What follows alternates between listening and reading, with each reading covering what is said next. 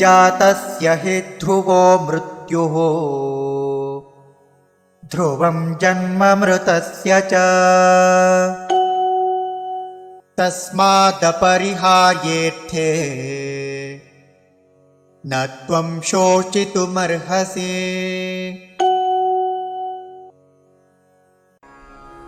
जातस्य हि ध्रुवः मृत्युः ध्रुवं जन्म मृतस्य च तस्मात् अपरिहार्ये अर्थे न त्वं शोचितुम् अर्हसि।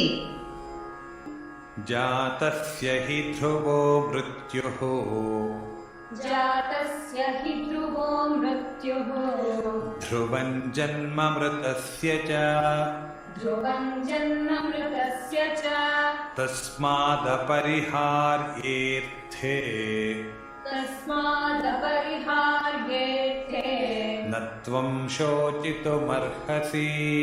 न त्वं शोचितुमर्हसि।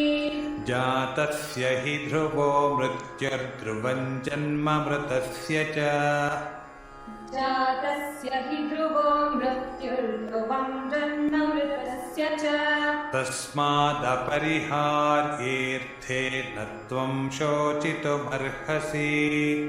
तस्मादपरिहार्येऽर्थे न त्वं शोचितुमर्हसि।